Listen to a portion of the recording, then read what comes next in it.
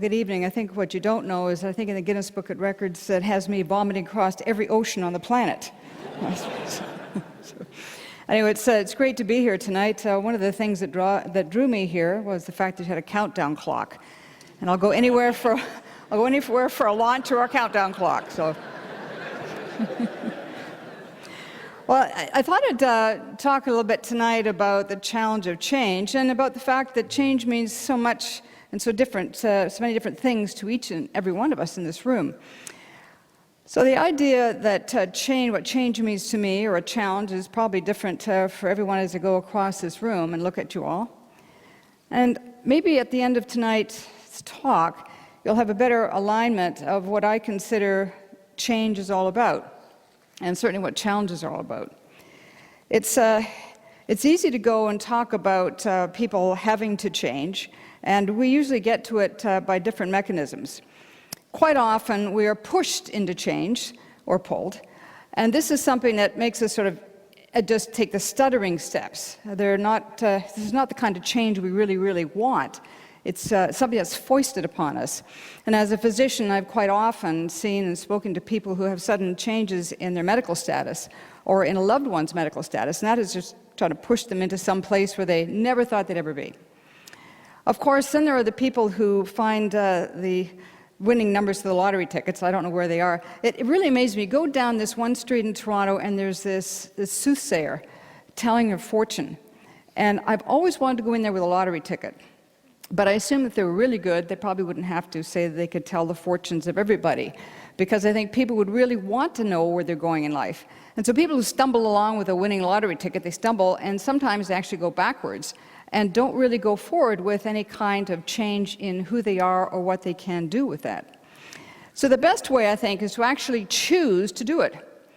And by choosing to change and choosing to accept challenges and actually try to find them, we can actually find out who we really are. Because I hope that no one in this room knows exactly who you are. I don't yet. I turned 65 last year, and I'm still working on it. Because every challenge makes me see a different side of my capabilities, a different way of applying my knowledge and my experience. And if I look at the conventional way of looking at life, you know, the old thing, we have to have capacity, you have to have a skill set, and you have to have an opportunity to be able to show all that stuff off. But what happens with all of this stuff is that when we look at capacity, it's something that we define according to whatever the situation we're in. The skill set, the same thing. What do I need today? What do I need for the next 4 years? And opportunity, well, that's luck, but you know, sometimes we can actually make luck happen. When we look at all of that, this is all defined by what we know. We know there's a university. We know the courses. We can read the calendar. This stuff is all known, and it is very, very constraining. I went to university for 18 years without repeating 1 year. I felt that I didn't know enough, and if I had time, man, I'd like to go back. There's a couple more degrees I'd like. In fact, I'd like to come to Waterloo, for example, and do an engineering degree. I mean, there is so much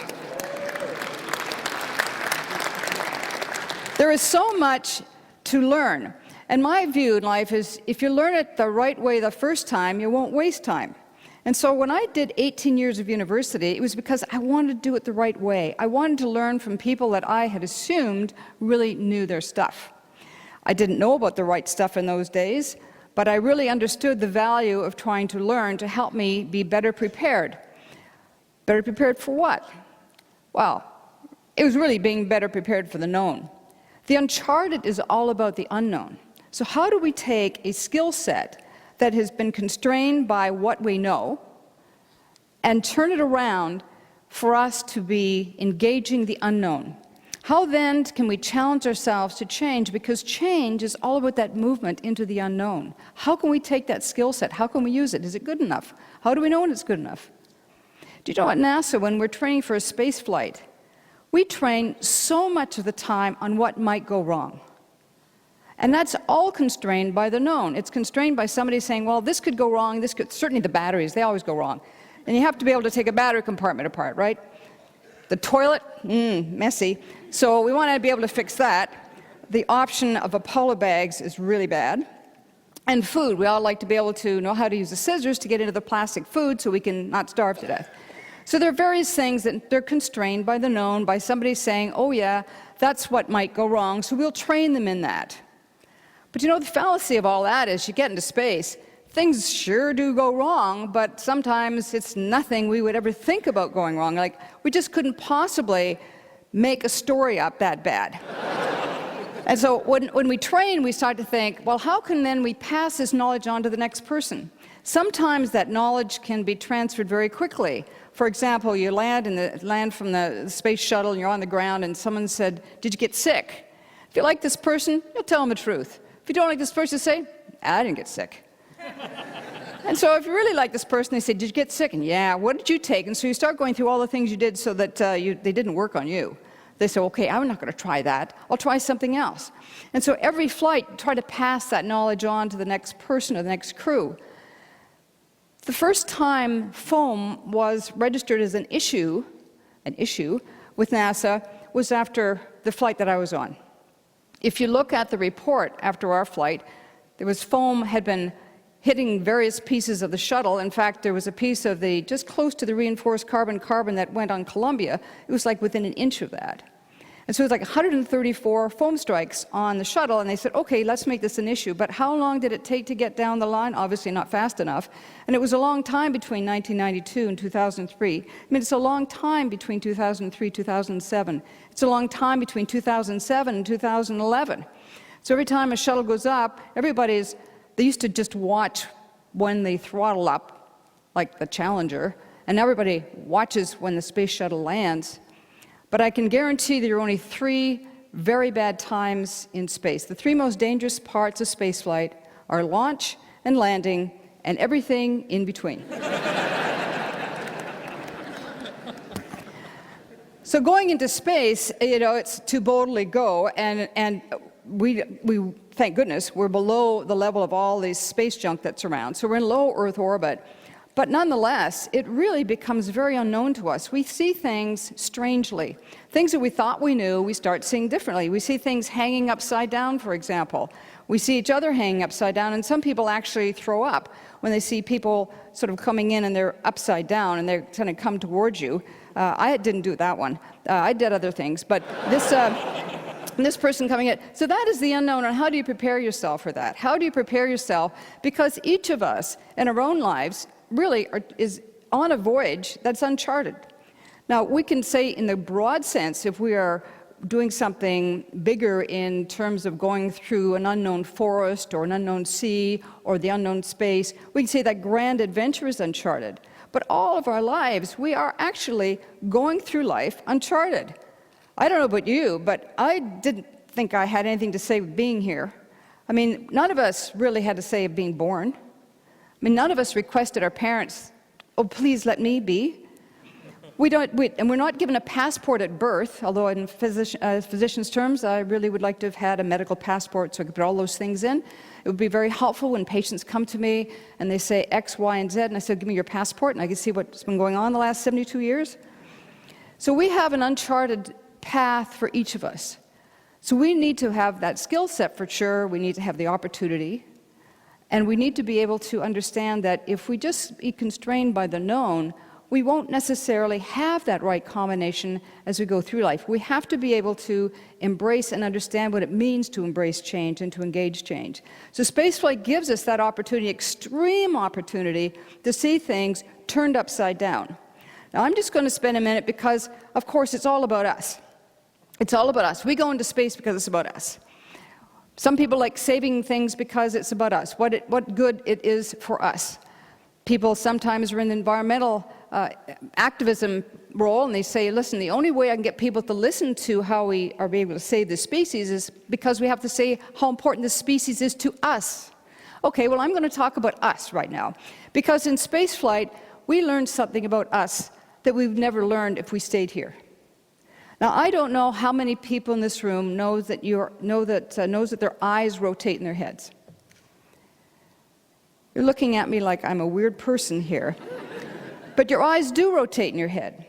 Not like an owl, but if you look in the bathroom mirror, and you can do this alone if you want, shut the door, you can see the iris around your eye, which is brown. You can see all these little spots on it. and you look at one of the spots and you tilt your head to the left, your eye counter-rolls in the opposite direction, the same number of degrees as your head tilt, if you're normal, in the opposite direction.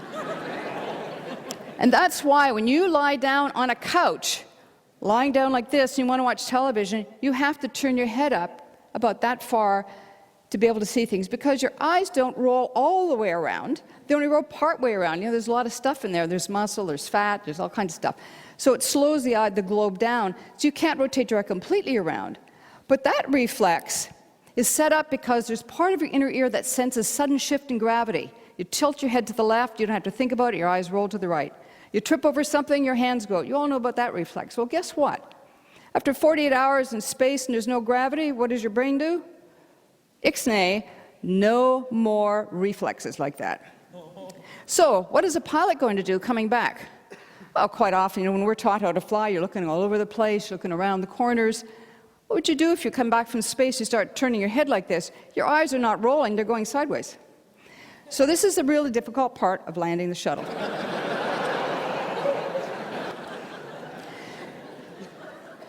Also, they follow us into the shower. Not right into the shower, but pretty close, because we're walking around like this. We lose complete midline tone. If I was offered I used to say $1,000 American dollars, but today it would be a loony, at the end of the bed, and had to do one sit-up, I wouldn't have been able to do it. I have seen 250-pound men, I'll be kind, on beds after the space flight, and they've been left after all the testing's been done, and suddenly they start rolling off the bed. I've seen astronauts, I've been behind astronauts, who have rental cars, driving like this. So this is about change, about what we learn about ourselves, that we can change without us even knowing it. And anybody in this room who says they can't change, let me at them, because there are things that we can do that make us better, because we have the ability in our brain to make that change, but with 3 caveats that I'll give you tonight. One is we have to want to. We have to have that disposition to change. And energy is a huge thing.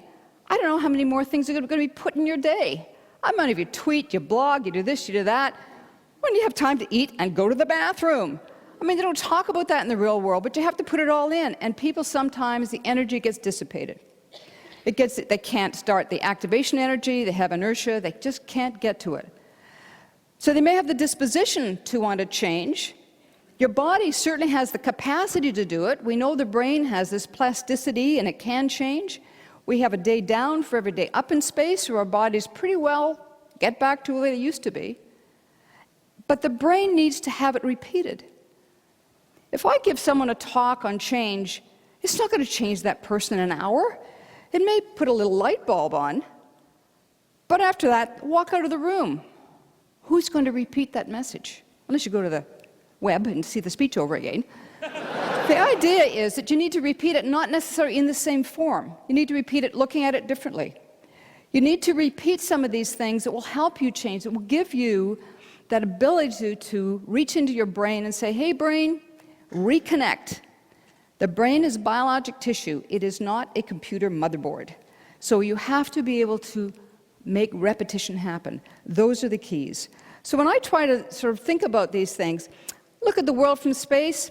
I can adapt pretty quickly in space. I can flip this around in case none of you really knew what you were looking at. It is the area which is in strife right now. You can see Libya is fading off to the far left past Egypt. I can flip things around when I'm in space flight, but after I come back to Earth, unless I'm reading upside down all the time, that skill dissipates. But what didn't dissipate for me? The evolution of me as a person. Not because I can read upside down, not because I can look at maps upside down, but because of what I saw, how I saw it, but the most important thing is how I wanted to use it. I wasn't necessarily coming back. I did space medicine research for 10 years as the head of an international group, looking at how blood flow in the brain changed in spaceflight, how the nervous system changed that gives us symptoms of the same type of things we see in Parkinson patients or stroke patients, spinal cord injury. We see these things in astronauts when they come back, and yet they recover. So many more things to learn. So how am I going to use this knowledge? Well, you know, as I get on a little bit in years, I realized that I wanted a different type of a vehicle for this perspective I had in space. To be able to see the planet upside down, see writing upside down was okay. It's kind of fun. Kids like the story of being like Spider-Man hanging off the wall and eating. That's really good stuff. And I can entertain them for a while about how to use the toilet in space. But it comes down to it, real meaningful things that come from it, things that actually will make society move, is to be able to share this knowledge in such a way that you can improve the lives of others. And so what I did was, for a while, I was looking at my footprint. This isn't it. Some lawyer asked me once what it was like on the moon. I really had to reassure him that I hadn't been to the moon, and neither had any other Canadian, that it was going to be a while. So I looked at my own footprint and the kinds of things that really were important to me, whether it was the environment, leadership, all those kinds of things. It was very important for me to say, okay, what are you going to do now as a physician, as a scientist, as an astronaut, photographer? I trained at the Brooks Institute of Photography in Santa Barbara, California, to get another piece of paper. 18 years wasn't enough. And I went out into the field with these large format cameras to take pictures, especially of the Canadian Arctic, over which we did not fly. I wanted to take pictures to be able to show people that we are living on a planet and how wonderful this planet was. This planet is unique. Show me a tree somewhere else.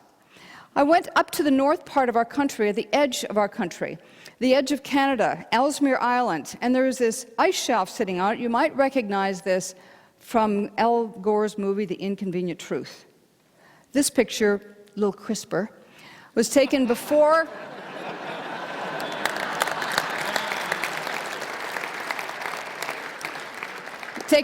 the big crack, one of the two big cracks, came through this ice shelf, and the ice shelf is now split.